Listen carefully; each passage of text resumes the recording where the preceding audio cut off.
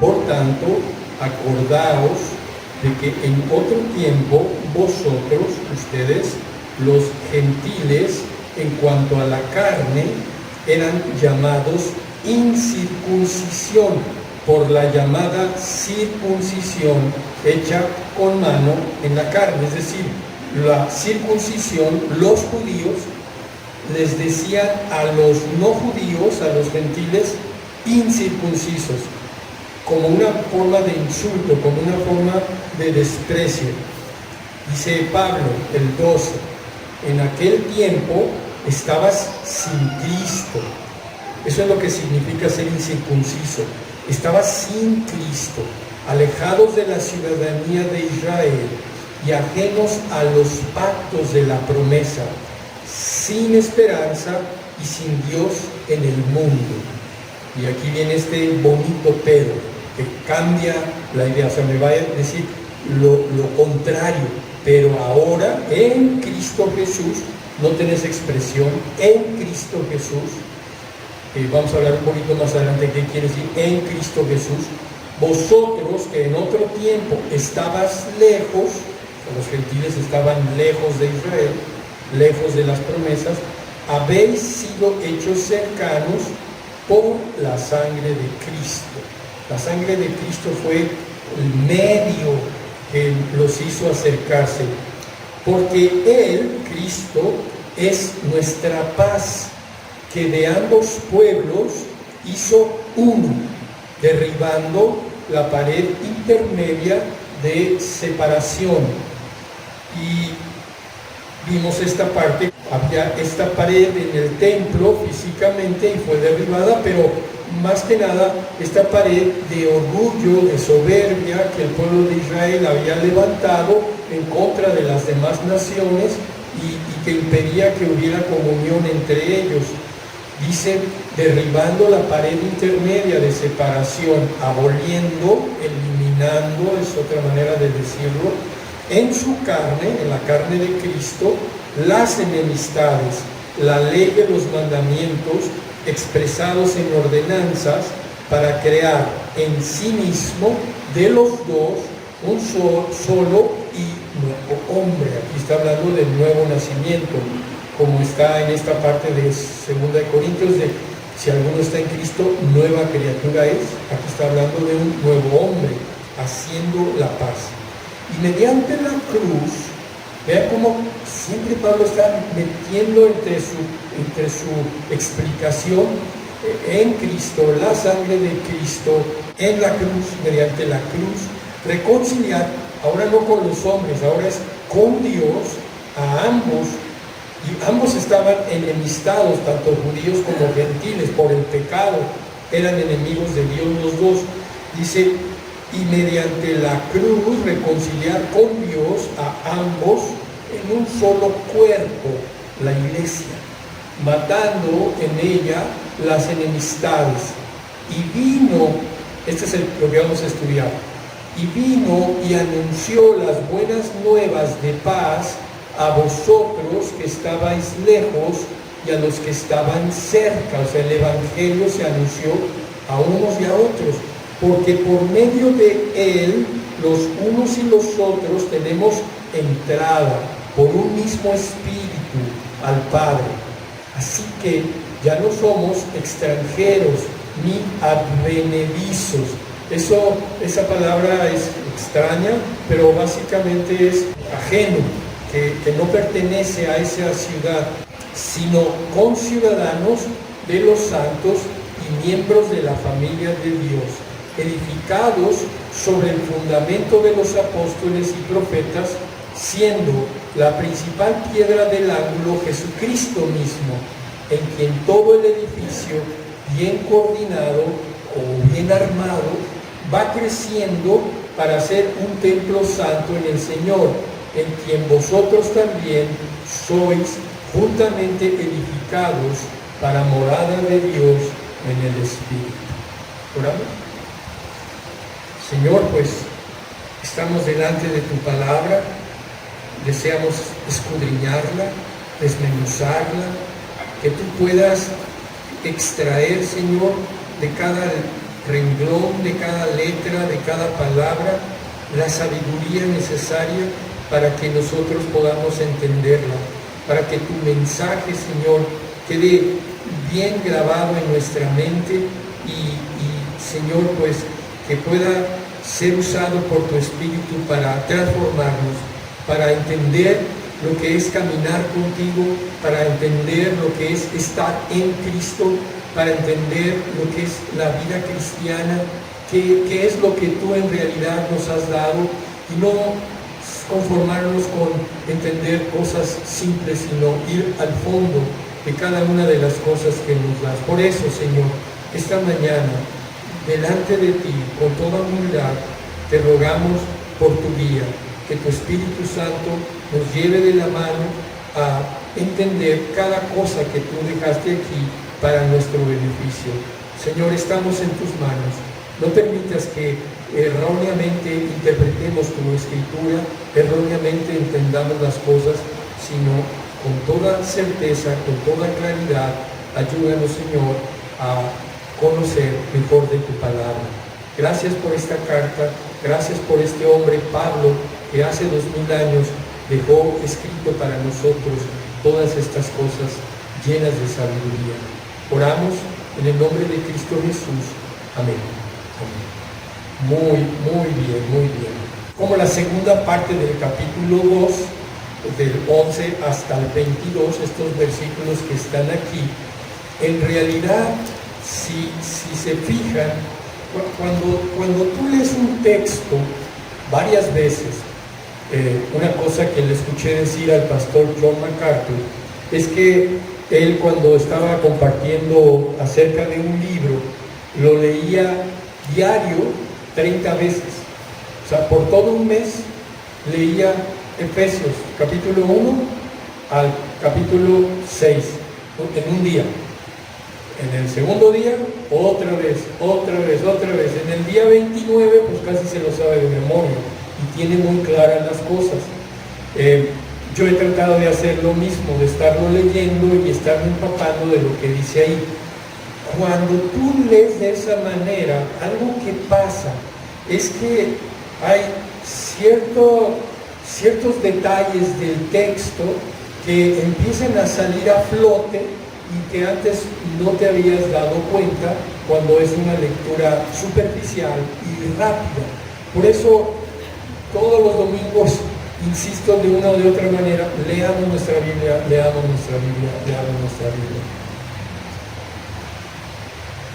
Del 11 al 22 hay 4 ideas principales. Ahorita las escribo ahí, dejé un espacio en el pizarrón. La primera idea habla de lo que podríamos ponerle como título. No lo tienen, se lo estoy poniendo yo, pero es para que podamos comprender lo que nos está diciendo Pablo. Pablo no está hablando palabras a lo loco. Pablo está siguiendo una secuencia de ideas, una conversación lógica que todos podemos ir entendiendo. Y lo primero que Pablo nos empieza a compartir es del 11 al 12, es algo que podríamos llamar una condición inicial. Así estábamos.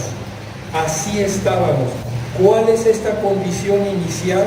Pues como ven aquí, les dice, acuérdate, ponte a pensar en tu pasado, ya no es tu presente.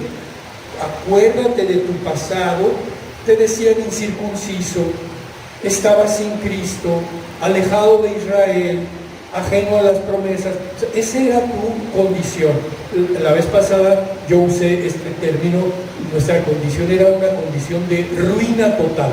Estábamos perdidos. Eso es lo que, en pocas palabras, Pablo nos está diciendo. Y eso abarca capítulo 2, versículo 11 y 12. En aquel tiempo estabas en Cristo, etcétera, etcétera. Esa es tu condición inicial. Pero la segunda parte, podríamos llamarlo así como el milagro. La transformación.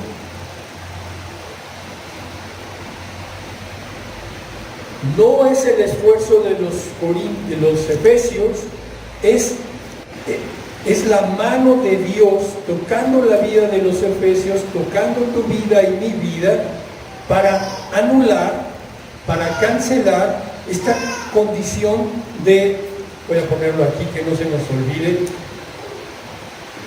ruina. O sea, peor no podemos estar.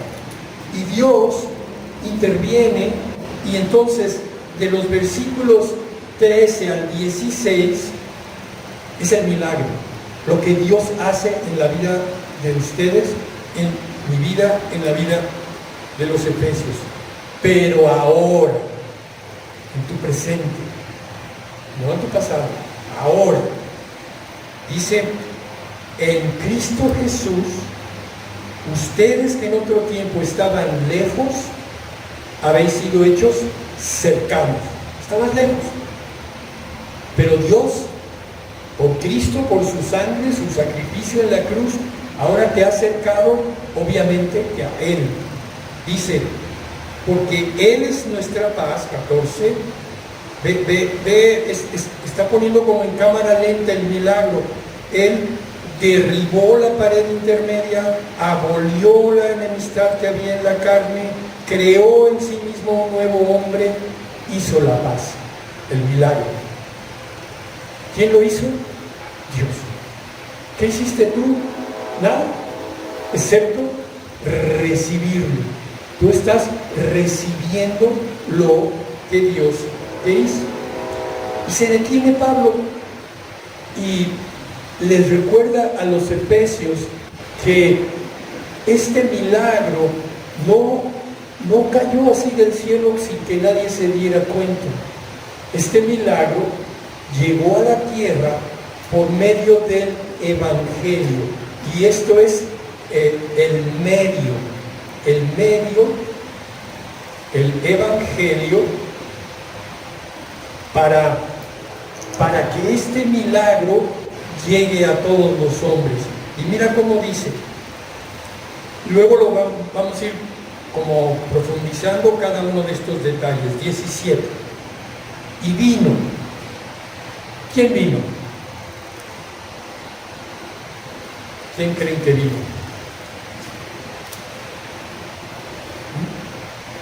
Cristo. Cristo es el que vino.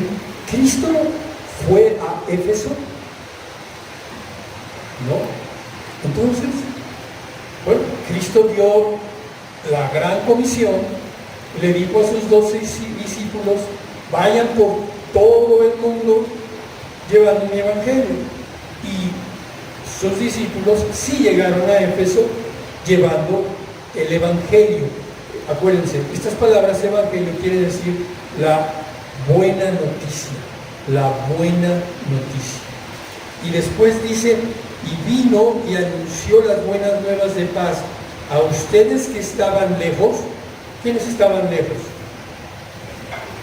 Los gentiles, los efesios, nosotros.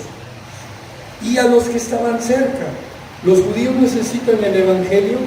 Claro que necesitan el evangelio. Dice, por cuanto todos pecaron, todos están destituidos de la gloria de Dios. Eso incluye judíos y gentiles. Todos pecaron, todos están separados de Dios, todos necesitan el evangelio. Oye, pero yo soy judío y desde niño yo cumplí con todos los rituales y fui circuncidado al 8º día, como dice ahí Pablo que leímos de Filipenses. Soy hebreo de hebreos, de la tribu de Benjamín. Oye, ¿necesito el evangelio? Claro que necesitas el evangelio. No hay otra manera, no hay otro camino. Dice, no hay otro nombre dado a los hombres en que podamos ser salvos. No hay otro nombre, no hay otro camino. Entonces, una vez que vemos que Pablo les hace ver a los efesios, miren, este es el milagro, ahora les recuerda el medio en el que ese milagro llegó. Vino y anunció buenas nuevas de paz a vosotros que estabas lejos y a los que estaban cerca, porque por medio de él, de Jesús, el evangelio, unos y otros tenemos entrada por un mismo espíritu al Padre. Y entonces aquí Pablo comienza a hablar de los resultados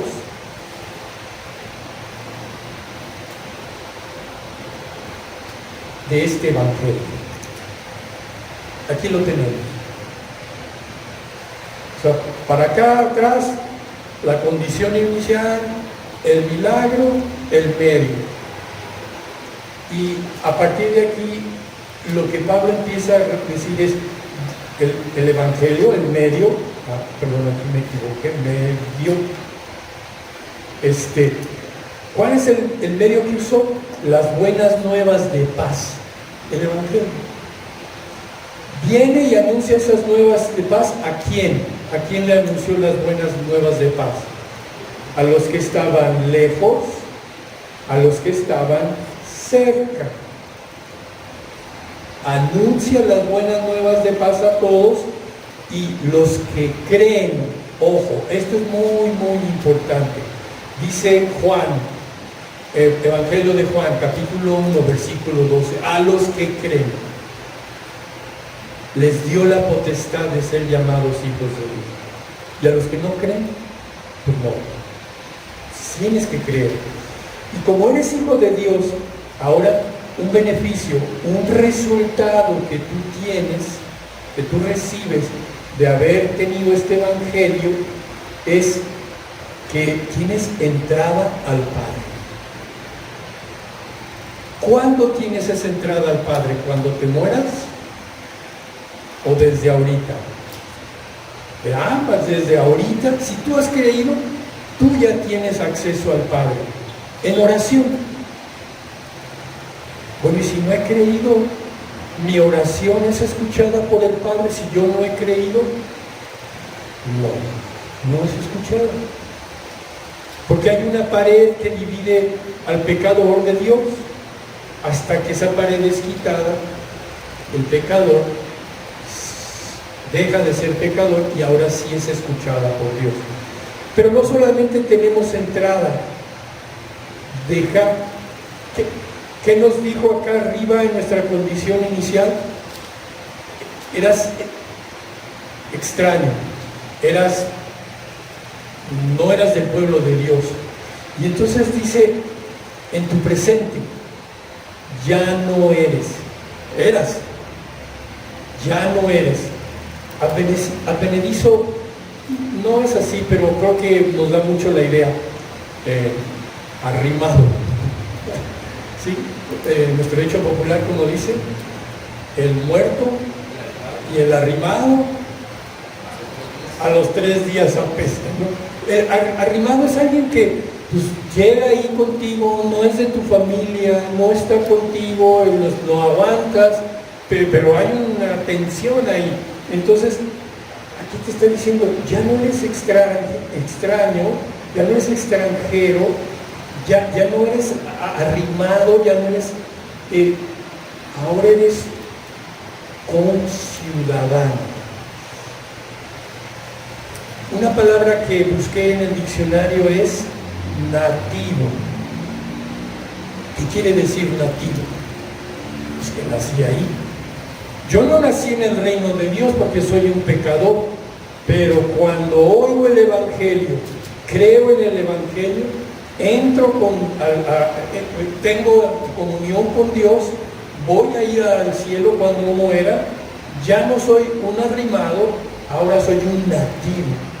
Ya soy ve el cambio tan drástico que está narrando Pablo. Y todavía va más a fondo. Pablo va a fondo y dice, ¿qué digo? Nativo. Eres miembro de la familia. ¿Qué es mejor? ¿Ser nativo o ser miembro de la familia de Dios? Somos los dos, pero obviamente que Pablo nos está diciendo la clase de relación que tenemos con Dios. Somos de su familia. Él nos ve como a sus hijos. De la misma manera en como ve y ama a Jesucristo, de la misma manera te ve y te ama a ti, porque eres su hijo. Y finalmente compara Pablo nuestra unión con Cristo. Todo esto tiene que ver con en Cristo. esta palabrita, en Cristo. Soy raro. ¿Cómo estoy en Cristo? Yo no puedo decir, estoy en Severo, porque Severo y yo somos dos individuos distintos.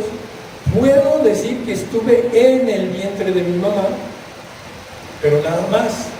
Pero cuando oímos en Cristo, yo he estado mencionando que es injertado. Soy parte de Él. Estoy fusionado a Él. Eso es estar en Cristo. Y entonces, ahora que estoy en Cristo, soy conciudadano, soy miembro de su familia. Y ¿se acuerdan de este pasaje que dice que somos como piedras? ¿Piedras qué? Como piedras vivas. Esta iglesia, este grupo de personas que estamos aquí, no las paredes, sino las personas. Pablo, Pedro también, Piedras Vivas está en Pedro, nos dicen que somos como bloques, como ladrillos, que nos vamos juntando unos a otros para formar la casa de Dios, la morada de Dios, el templo. Son palabras que son sinónimos.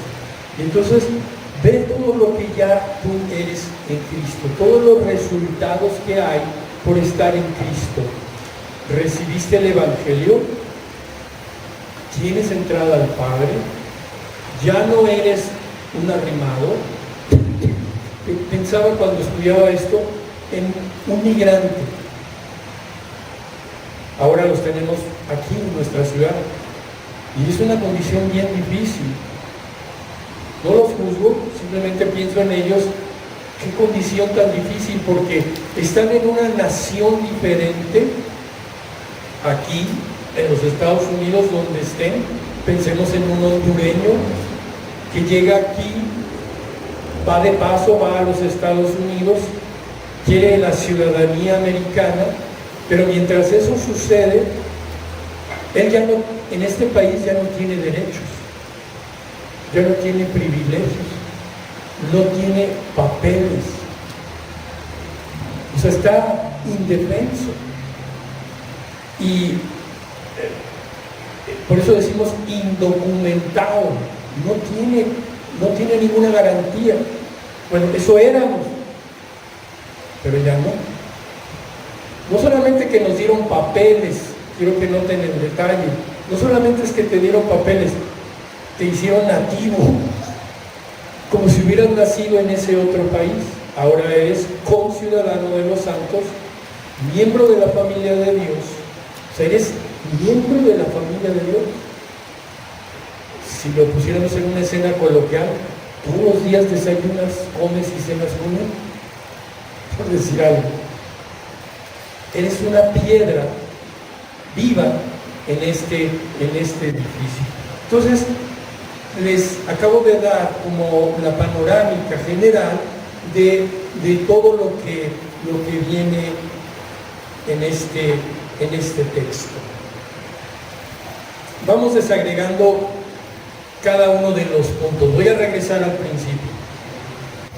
El milagro de transformación se hizo posible por nuestro Señor Jesucristo en la cruz, por su muerte. Si eso no hubiera ocurrido, si Cristo en Getsemaní hubiera dicho, no le entro, no voy a la cruz, no estaríamos aquí hablando nada, porque nada hubiera ocurrido. Se necesita que Cristo haya muerto en la cruz. Por eso cuando Pedro le dice, Jesús anuncia a sus discípulos que va a morir, Pedro lo regaña y le dice, no, que eso no te pase nunca. Jesús tiene en mente el por qué lo va a hacer. Él va a entregar voluntariamente su vida para ir a la cruz, para pagar por cada uno de nosotros. Si Él no paga, nosotros no tenemos acceso al Padre y vamos a ir al infierno. Y entonces, este milagro de transformación se hace posible por Jesucristo y nos llega por medio de las buenas nuevas de paz. Ve qué curioso cómo menciona el Evangelio, buenas nuevas de paz. ¿Por qué dice que es de paz? Porque hay una enemistad. El pecado ofende a Dios y crea enemistad. Miren, vayan por favor conmigo a Colosenses, libro de Colosenses. Colosenses es muy parecido a Efesios. Y también lo escribe Pablo, Colosenses 1:20. Voy a leer desde el 19. Del 19 dice: por cuanto agradó al Padre que en Él, o sea en Jesús, habitase toda la plenitud, y por medio de Él, por medio de Jesús, reconciliar consigo, con Dios, todas las cosas, así las que están en la tierra como las que están en el cielo, haciendo la paz mediante la sangre de Jesús. Por eso leímos que Jesús es nuestra paz. Hizo paz con Dios e hizo paz entre nosotros.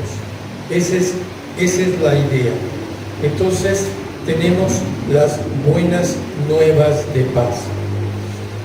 Vamos al siguiente punto. Dice, por medio de Él tenemos entrada al Padre. Por medio de Jesús tenemos entrada al Padre. Antes, por nuestro pecado, como mencioné, era imposible tener acceso al Padre. Mucha gente por error piensa que tiene el derecho de pedirle a Dios lo que sea.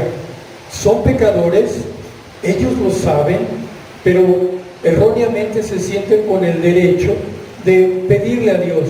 Y Dios, tengo esta enfermedad y quítamela. Y Dios, tengo este problema y resuélvemelo.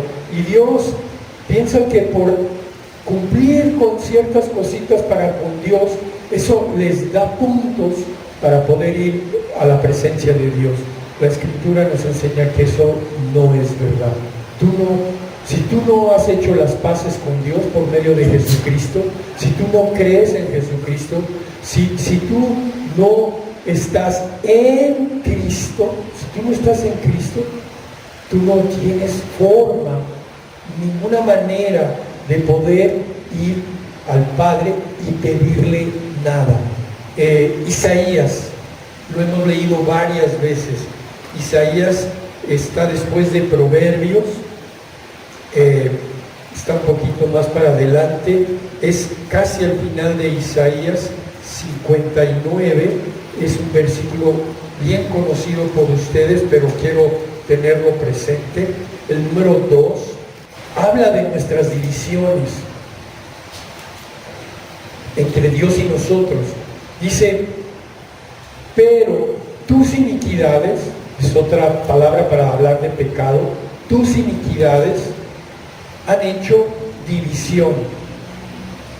¿División en qué? Entre tú y Dios. Y tus pecados han hecho ocultar de ti su rostro para no oír. Ahí es muy claro el versículo, para no oír. Tus pecados han hecho división entre Dios y tú. Dios ha ocultado su rostro. Me imagino a Dios volteando cuando yo estoy tratando de pedirle algo, y Él voltea, no porque sea mala persona, porque tu pecado es abominable para Él y no te puede escuchar. Entonces, la obra de Cristo a nuestro favor, ahora que hemos oído el Evangelio, creído el Evangelio, es que esa condición ya se quitó. Ahora sí me oye, ahora sí tengo entrada directa con Dios. Tantas veces como quiera, cuantas veces lo necesite, sin importar que yo sea judío o gentil, ahora yo puedo pedir su favor. Ahora puedes pedir, antes no estabas en esa condición, no puedes pedir. Algunos de los estudiosos de este texto hacen énfasis en esta palabrita. Regrésense ahí, no quiten el dedo de Isaías, de Efesios 2. Dice Efesios 2 que estamos leyendo, en el 18 dice, tenemos entrada. Esa palabrita entrada tiene que ver como portero. ¿Qué hace un portero? No de fútbol, el que está enfrente de una puerta, abre y da acceso. Esa es la idea de esta palabra. La palabra entrada en el idioma original implica fíjate, lo voy a decir despacito, libertad para entrar mediante la ayuda o favor de otro. Libertad para entrar mediante la ayuda o el favor de otro. Lo que nos está diciendo es que Cristo es este portero que abre la puerta del cielo para que tú y yo podamos tener acceso y poder hablar con el Padre. Esa es la idea. Entonces, Efesios 2:18 nos está diciendo, por medio de Él, por medio de Cristo, por medio de este portero, los unos y los otros tenemos acceso al Padre por el mismo Espíritu. Y eso es una gran diferencia del antes y después. Antes eso no existía. Tú podías estar muy amolado, tú podías estar con graves problemas, tú podías pedir con todas las ganas, con todo lo que tú quieras, pero si tú estabas en pecado, si no habías sido limpiado por Cristo, tu oración no pasa del techo. No llega a ningún lugar. En Efesios, un poquito más atrás, dice, por su gracia nos hizo aceptos en el amado, nos hizo favorecidos en el amado. Y Hebreos dice, acerquémonos pues confiadamente. Si ya tengo abierta la puerta, si Cristo el portero dijo, tu pecado ha sido quitado, estás limpio, entra. Entonces dice el escritor de Hebreos, acércate confiadamente al trono de la gracia. Acércate confiadamente al trono de la gracia para alcanzar misericordia y hallar gracia para el oportuno socorro. Ahora sí puedo entrar. Entonces, retomando, por creer en el Evangelio, ahora tengo acceso al Padre. Y por creer en el Evangelio, ahora tengo un cambio, déjenme decirlo así, en mi condición migratoria. Voy a dejar de ser migrante para ser ahora ya el país a donde voy a entrar, que es el país del cielo.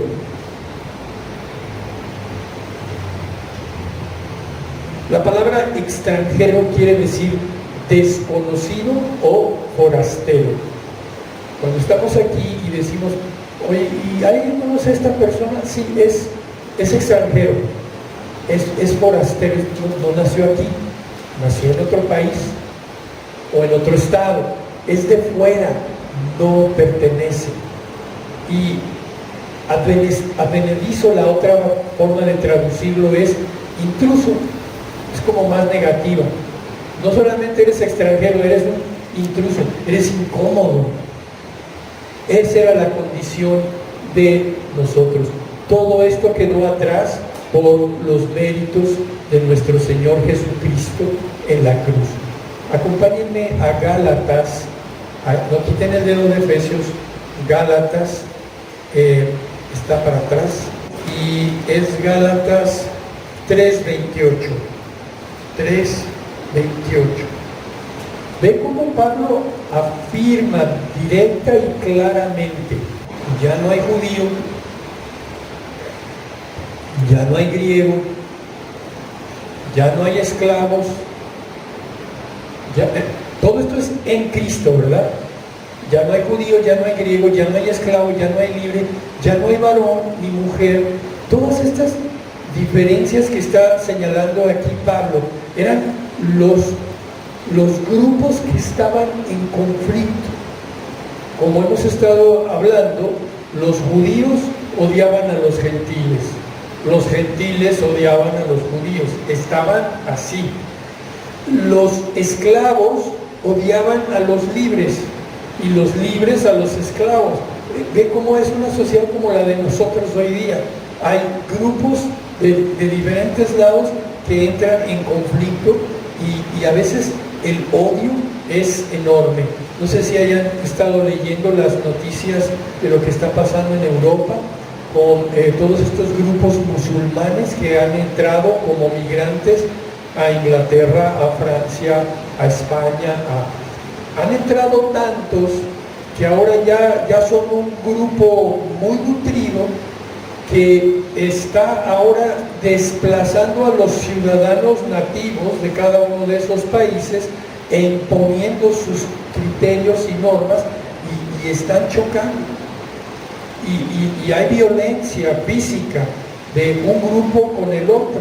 Entonces, esto es algo que está en el corazón del hombre. Siempre va a haber estas diferencias hasta que Cristo no cambie nuestro corazón. Pero en aquella época era lo mismo. Judíos contra griegos, esclavos contra libres, hombres contra mujeres.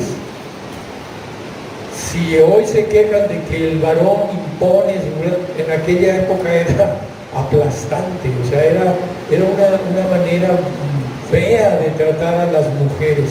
Eran consideradas un poquito más arriba que los esclavos.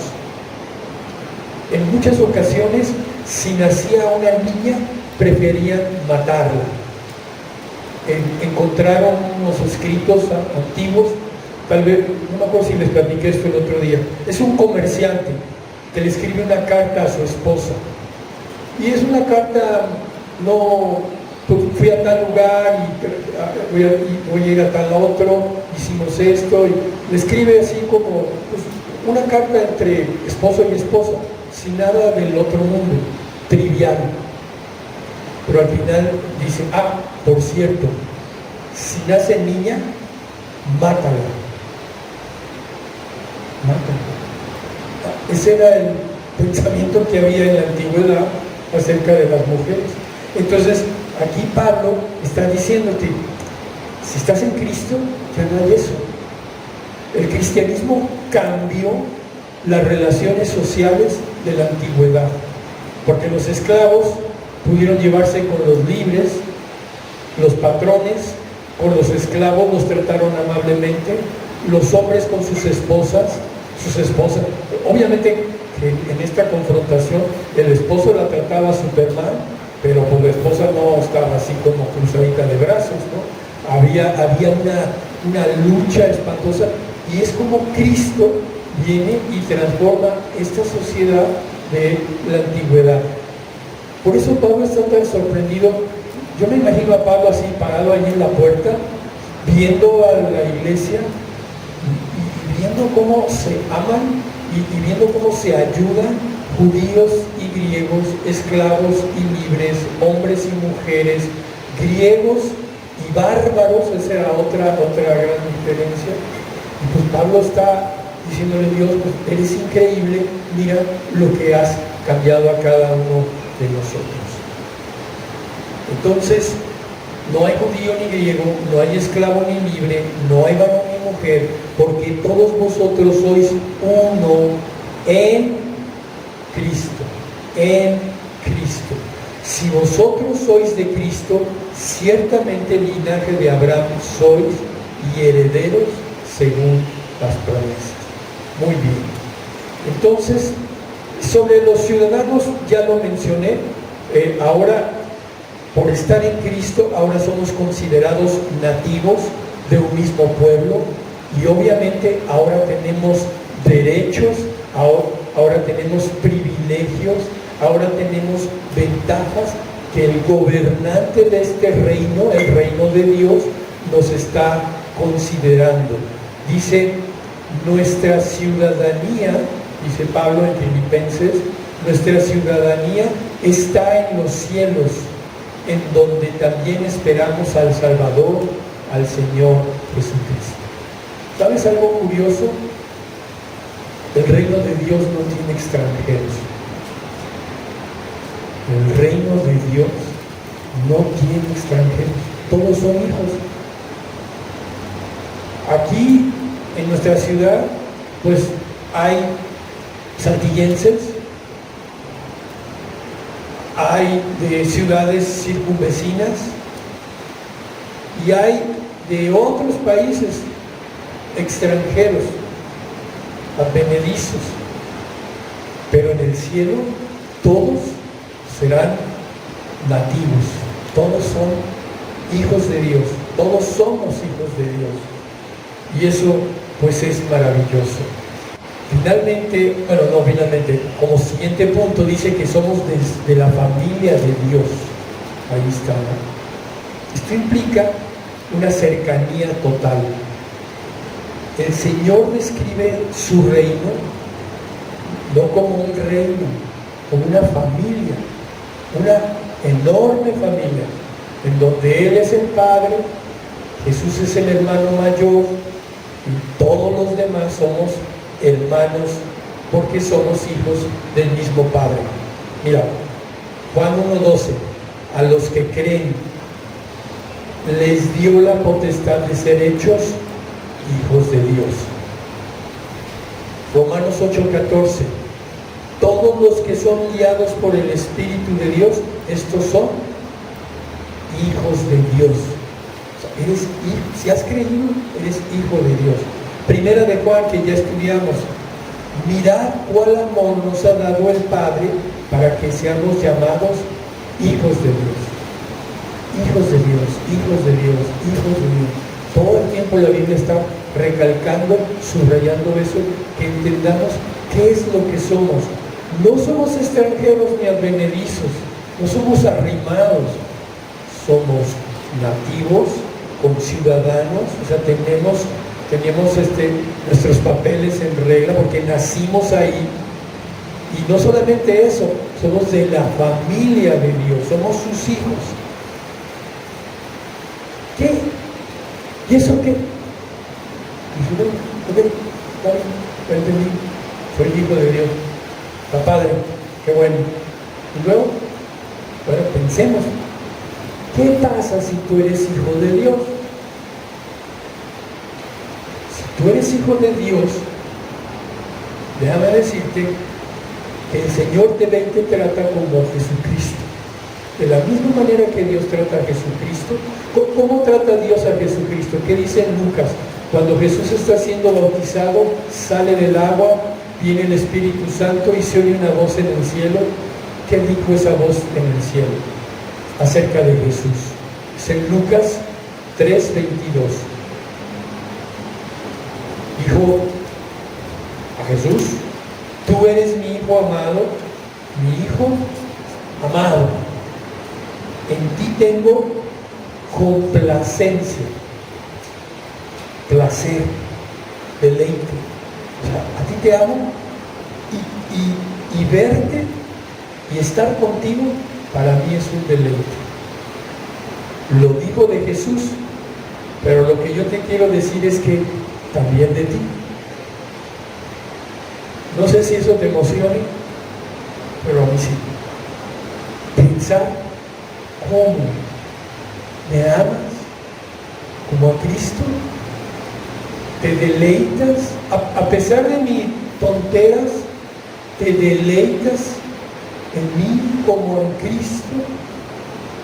Eso tiene que hacer algo que pase aquí adentro de nuestro corazón. Dice Efesios 3:6, los gentiles, tú y yo, son coherederos y miembros del mismo cuerpo. Somos coherederos.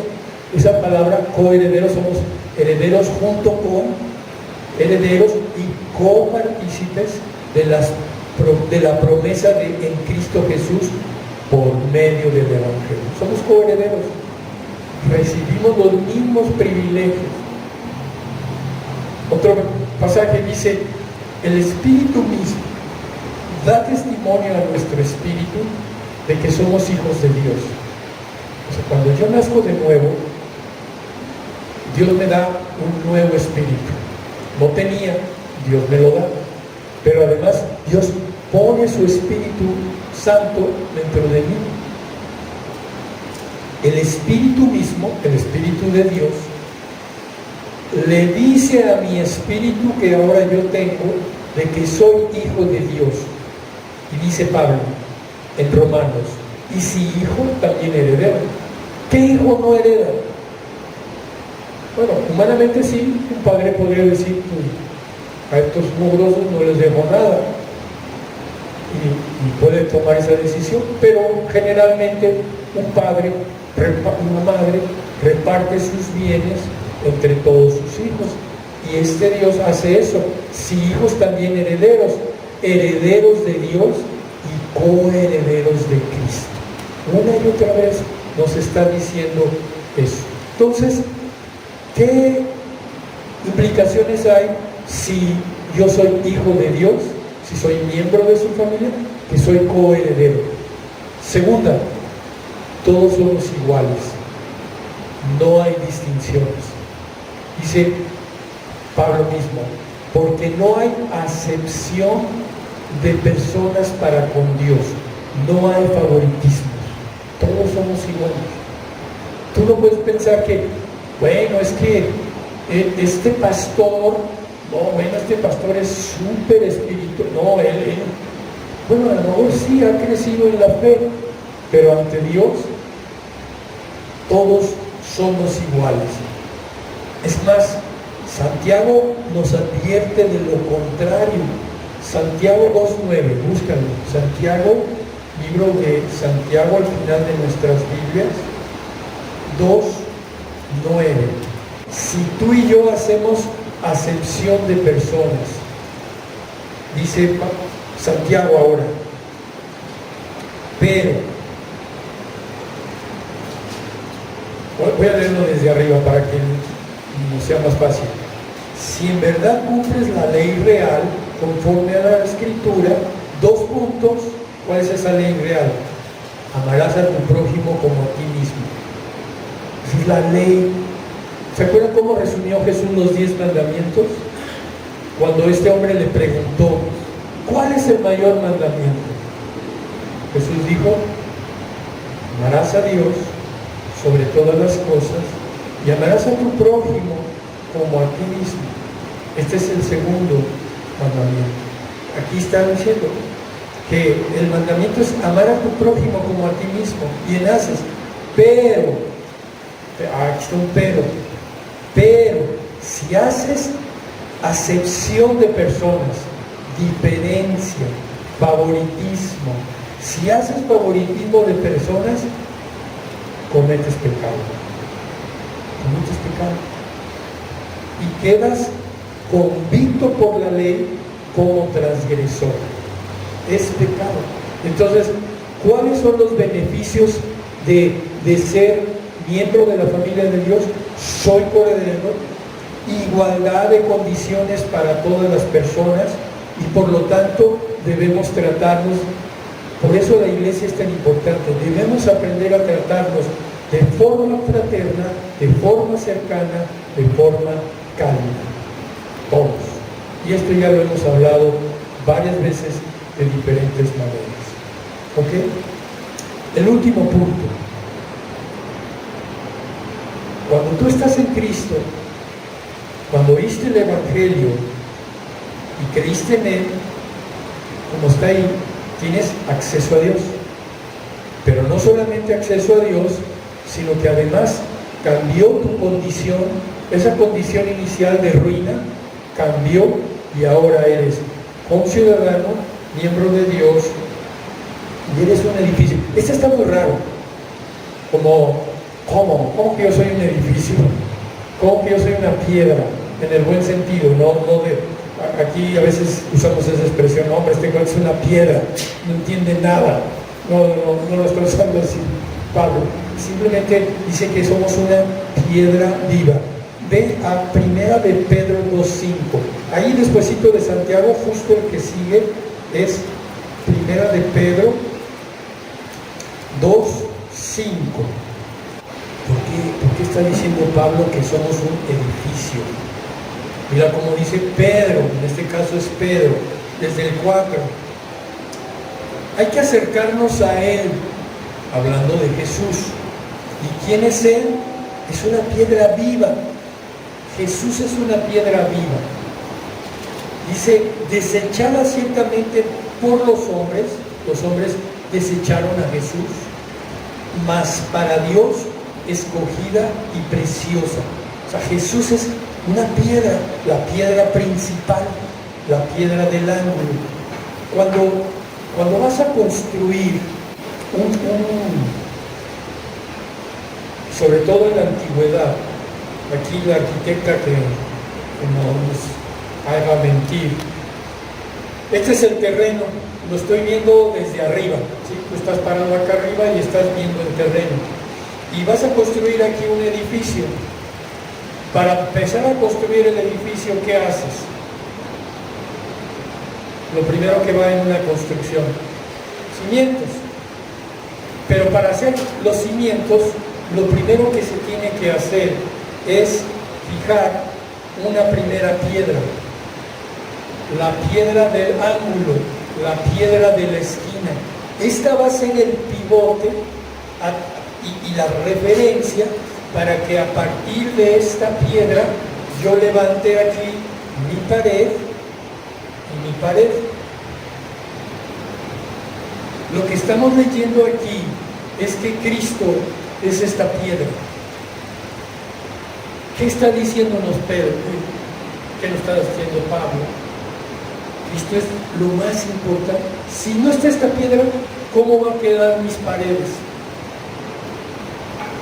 A lo mejor no coinciden y va a quedar chueco.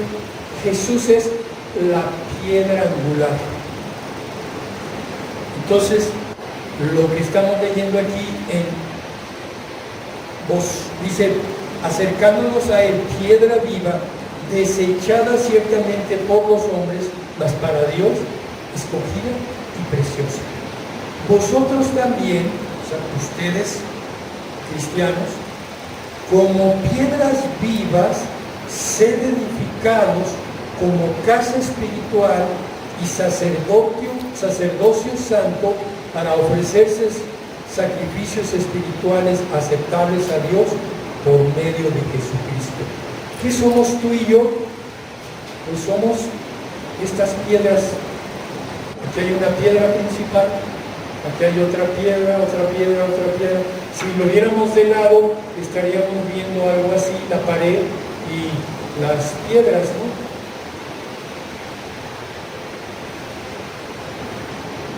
De una pared. Tú eres una de esas. Yo soy una de esas. Y la unión de todas estas piedras hacen ahora el templo de Dios.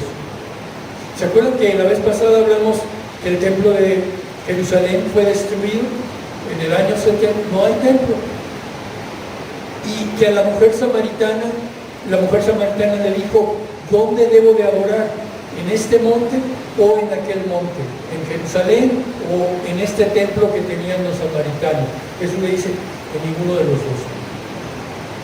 Porque ahora el templo ahora tenemos esta palabra, virtual.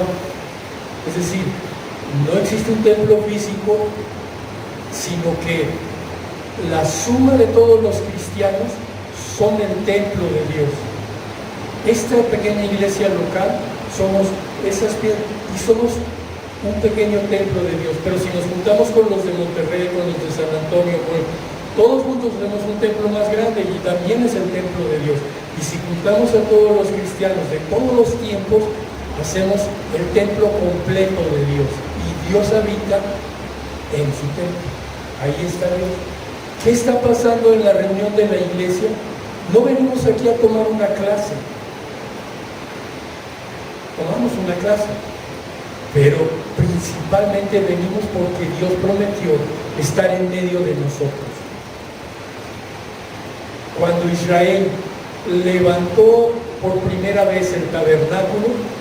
Cuando leímos Éxodo, ellos salieron de Egipto caminando y en el camino Dios les dijo que hicieran un templo portátil, y con pieles de animales y telas ellos hicieron más o menos de estas dimensiones, platicábamos el otro día, un templo. ¿Y qué pasaba en ese templo? Que se hacía presente la presencia de Dios. Ellos la veían como luz resplandeciente. Vamos a verlo. Éxodo, en el Antiguo Testamento, Éxodo 40, 34. Éxodo 40, 34. Aquí estamos por primera vez. Ellos bordaron, cosieron, hicieron todos los muebles del tabernáculo. Cuando ya tenían todo listo, Dios le dijo a Moisés: háganlo. Y por primera vez ellos lo levantan. Y una vez que lo levantan, mira lo que dice aquí el 40:34.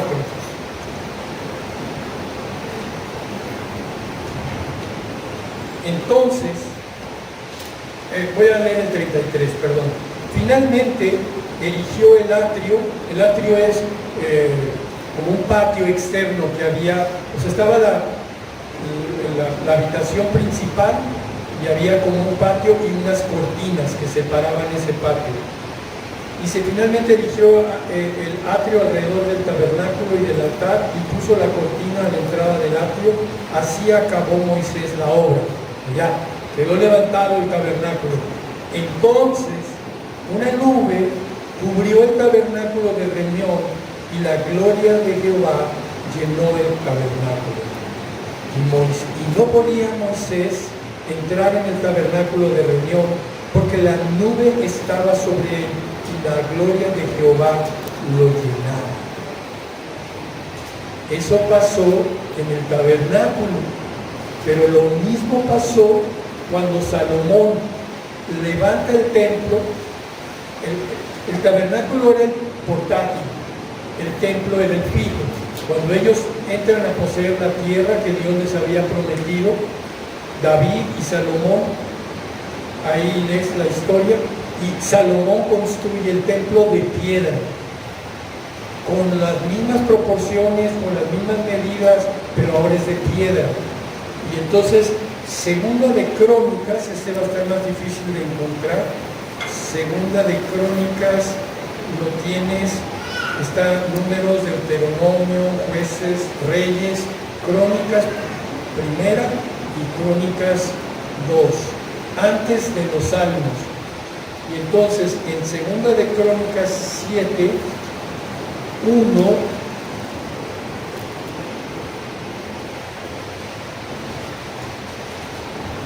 está pasando algo muy similar que con Moisés y el tabernáculo, pero ahora es Salomón y el templo. Moisés con un tabernáculo de pieles y telas y Salomón con un templo de piedra, pero con más o menos las mismas cosas. Y dice, ellos se reúnen y hacen una como celebración para inaugurar el templo.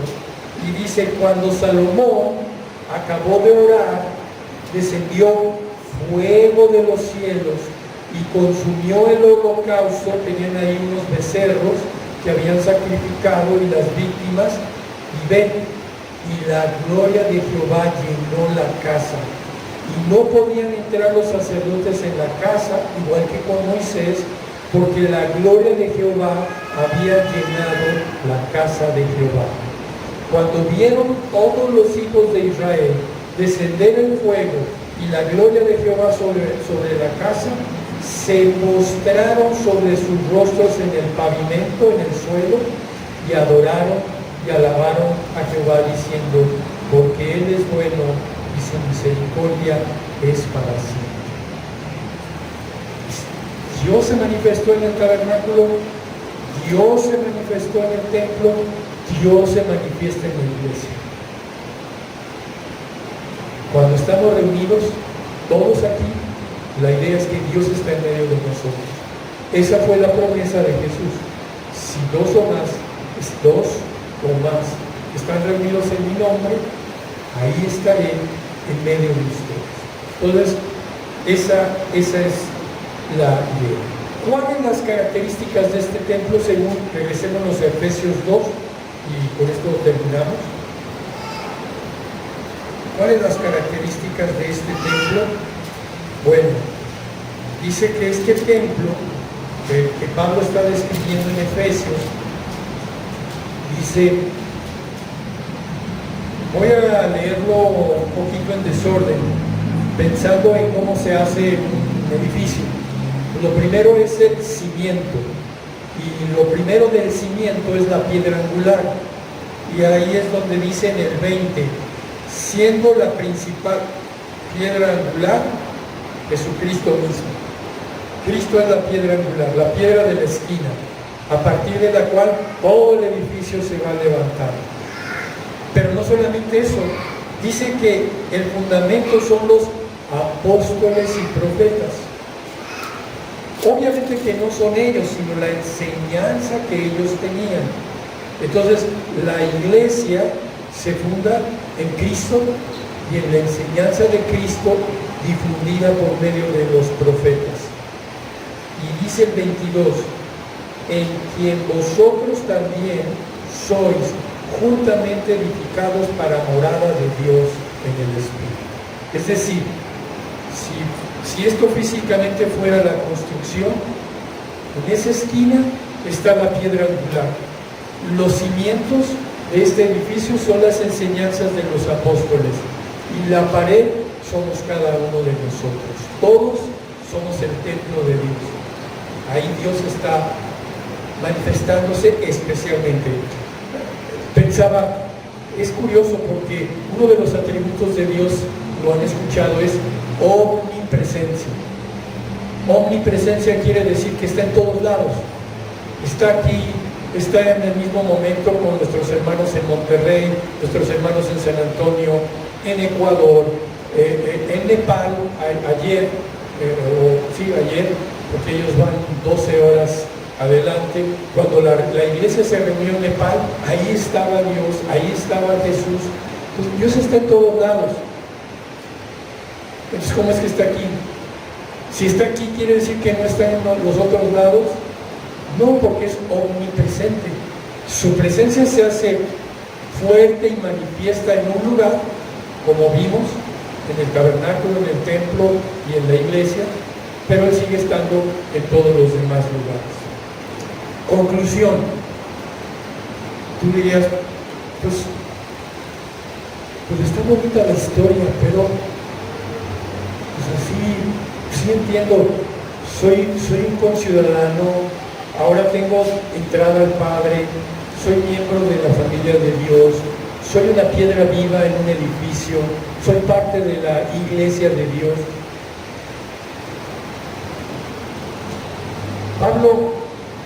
Pablo termina su libro diciéndonos en el capítulo 6 algo muy, muy, muy, muy importante.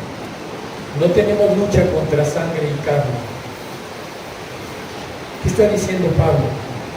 La vida cristiana es una lucha, es una batalla. ¿Y qué pasa en las batallas? Pues que a veces ganas y a veces pierdes. A veces vences al enemigo, pero a veces eres vencido por el enemigo. ¿Y qué pasa cuando el enemigo te vence? Cuando fracasas, cuando caes en la tentación, cuando te apartas, cuando pecas. Satanás va a venir y te lo va a refregar en la cara, te lo va a calabrar en la cabeza de, ahí está, eres un hipócrita, muy cristiano y mira lo que acabas de hacer. Muy cristiano y ve, mentiste descaradamente. Y nos restriega nuestro fracaso en la cara.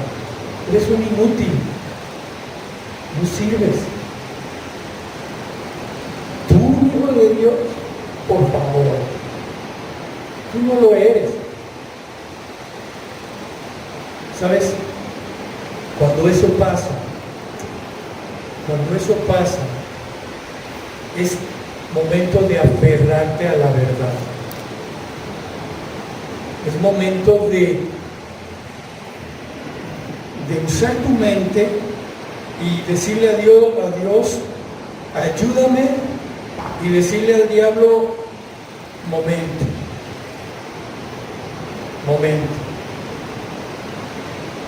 sí fallé, sí hice mal, pero,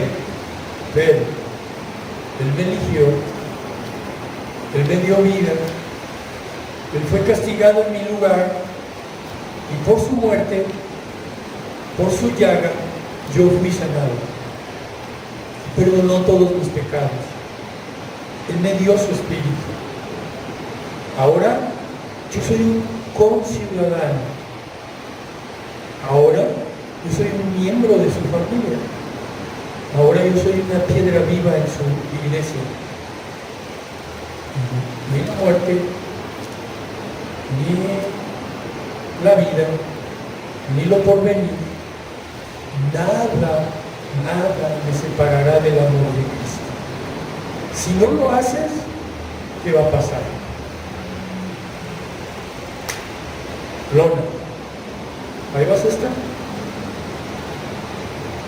Uno de los principales generales del ejército americano que estuvieron en la Segunda Guerra Mundial, general MacArthur, le preguntaron en una entrevista que cuál era el mejor enemigo que había tenido, cuál era el enemigo que él prefería tener, y él dijo, el que esté muerto. Satanás así te quiere, inutilizado, tumbado, lamentándote, no sirvo, no sé, no puedo, no nada, ya está, inutilizado. Y pienso, Pablo hablándole esto a los efesios, porque ellos no estaban exentos a ellos fueron los que les dijo, no tenemos lucha contra sangre y carne, acuérdense, tenemos una lucha contra huestes espirituales de maldad. Pues es una lucha muy especial. Y todo esto que antes les está diciendo es como echen mano de esto. Cuando estén en la batalla, echen mano de todo esto. Repítete, como dice en el Salmo, escucha, alma mía, escucha. Le hablas a tu alma. Dices, no, sí la regué, y la regué muy feo, no lo debía haber hecho. Puedo confesar, puedo pedirle perdón, Él me lo va a hacer, fiel y justo para perdonar nuestros pecados, pero después tengo que rechazar toda esta maldad que viene de parte de Satanás y que me quiere neutralizar, nulificar y aferrarme a Cristo. Cuando decimos aferrarme a Cristo, ¿qué estamos diciendo? Me estoy aferrando a todas sus promesas. Tengo entrada al Padre. Él no cerró la puerta por mi pecado. Necesito confesarlo. Soy conciudadano. Tengo privilegios de ciudadano. Soy parte de la familia de Dios. Él me ama como ama a Jesús. Se deleita como se deleita en Jesús. Se deleita conmigo. Entonces, eso debe animarnos, eso debe levantarnos, eso debe ayudarnos a tener victoria en el Señor. Lo peor que te puede pasar es que te quedes tirado, tumbado, fracasado y pensar que pues, no tengo remedio. No, sí hay remedio. Espero que sea útil para tu vida. Espero que el Señor te ayude a ver estas realidades Vuelve a leer Efesios. Necesitas no solamente leer, necesitas meditar. Y meditar es pensar lo que me está diciendo Dios aquí. La idea de la reunión de hoy es poder entender con un poco más de detalle lo que se está diciendo, pero para hacerlo nuestro tenemos que volverlo a repasar, leer y a asimilarlo poco a poco. Espero sea de bendición para tu vida. ¿Oramos? Señor, cuánto aliento hay en tu palabra. En verdad somos débiles, en verdad fracasamos una y otra vez, en verdad echamos a perder las cosas por nuestra torpeza, por nuestra necedad, por muchas cosas, Señor. Pero oír tus palabras esta mañana, Señor, hablando a nuestro corazón, nos alienta. Ayúdanos a recordar esto constantemente en nuestra vida, en nuestro caminar diario. Y cuando Satanás venga a decirnos que somos inútiles, ayúdanos a recordar que estamos en Cristo. Y si estamos en Cristo, tenemos todas las promesas a nuestro favor. No permita, Señor, que nadie aquí esté tirado, esté nulificado, sino sea un instrumento útil en tus manos y pueda expandir tu reino y ser útil en tus manos. No por nuestros méritos, no por nuestra fuerza, no por nuestra capacidad, sino porque tú lo haces en nosotros. Gracias te damos, ayúdanos a recordar, ayúdanos a recordar. Oramos en el nombre de Cristo Jesús. Amén.